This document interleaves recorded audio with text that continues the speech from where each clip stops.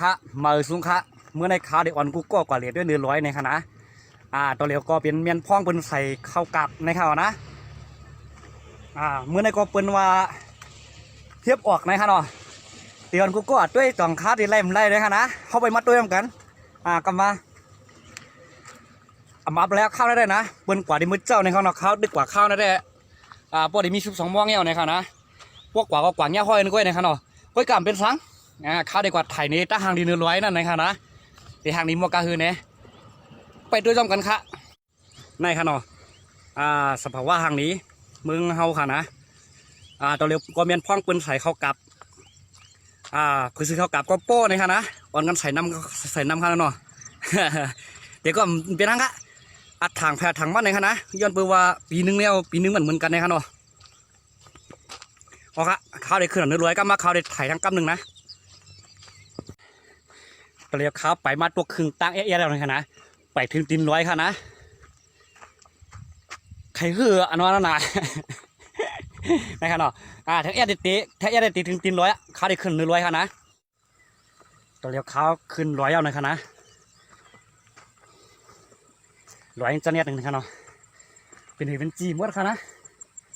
เฮียได้ไปย่าค่ะเนาะ มันตั้นเฟือนค่ะเนาะราคาได้เป็นตั้งของ6นะค่ะนะ100นี่ค่ะนะเดี๋ยวข้าวจานตัวเฮียบเรียบไปไล่ในค่ะนะข้าวมันมี100ในค่ะเนาะวันนั้นสุดได้กินน้ำตั้งก่อนเฮ็ดไปแคลมไรขยำมาเนี่ยไปชื่อกินเอาง่ายก่อนเนาะเลยใหม่เดี๋ยวก็ได้ขึ้น100มาหมอก10 ปีเอาเนี่ยค่ะนะเมื่อได้เลยมาการขึ้นด้วยผมมีดังซื้อใจก็เลยว่าลูกค้าเนี่ยก็เลยว่าอยู่เองก่อนคือนั่นน่ะเนาะโอเคตีเงี้ยไม่ตั้งวันแรกก็มาข้าวเด็ดไถเด็ดดังกำหนึ่งนะเยี่ยมเลยนะไม่ค่ะเนาะวันที่ข้าอยู่ก็หันอยู่ในค่ะนะเผือกในค่ะนะตัวเล็กข้ามามี1 จิกมาในค่ะเนาะ100ในค่ะเนาะอันนี้ก็เป็นแทงวานหนึ่งในค่ะเนาะปวดตั้งปูในก็เปลี่ยนหันเวียงจอกเมฆค่ะนะนะครับอันที่หมักกุ้มสูงไว้ค่ะเนาะเป็นเวียงจอกเมฆอันนั้นได้ทำเปลี่ยนแทงวานหนึ่งวานนักคอในค่ะนะมาทำเส้นตั้งเทคนิคก็มาหันวันเฮาเยาในค่ะเนาะอ๋อครับพออยู่ในตัวได้ทางนี้นะครับระยะ3 โลงได้นะเย็บ3 โลง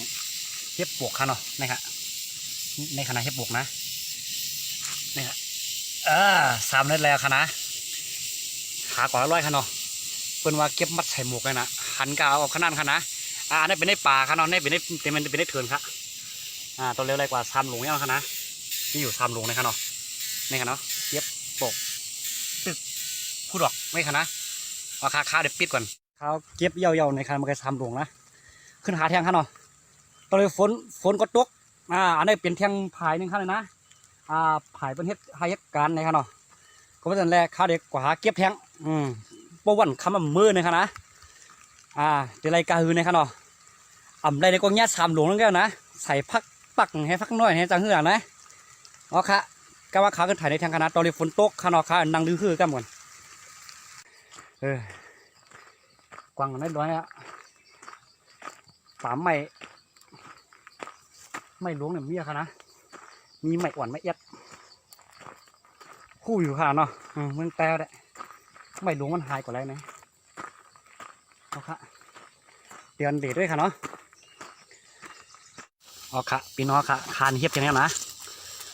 ข้าเด็ดพันขาวาวเนาะไปกำหนึ่งมัน6นะคะ6นะ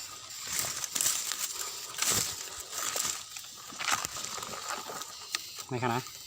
เฮียบอันนี้เป็นเฮียบปกอันนี้ค่ะเฮียบปกค่ะเนาะอันกีก็มีค่ะอันตุ่มก็มีค่ะนะข้าวเด็ดติดแทงกำหนึ่งตีหาแทงเลยค่ะเนาะตัวเล็กก็แล้วหมอกตาเนี่ยนะ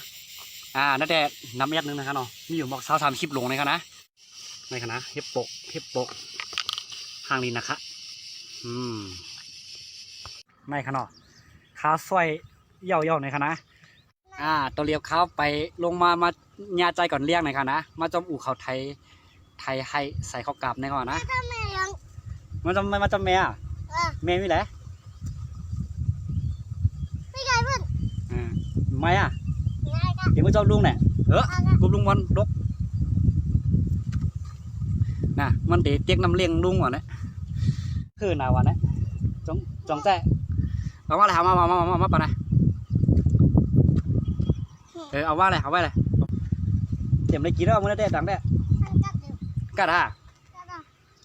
ไอ้ใจอะไรมาเอาอย่างใจก่อนเลี้ยงจำอยู่จำอัวเลยมาที่ไหนมันไปที่ไหนจำได้แต่ญาลุงเขาอย่าใครอยู่จำอูจำเมย์เขานะพอคะตะเลียวเขามาเคลื่อนอยู่ในคันเนาะไรเทียมเอาค่ะย้อนไปว่าข้ามหายอ่ะต้องไม่เขาเอาในคันนะพอคะมือพุงมาที่ก็เขาขันยานแทงใหม่ๆครับใหม่สงคราม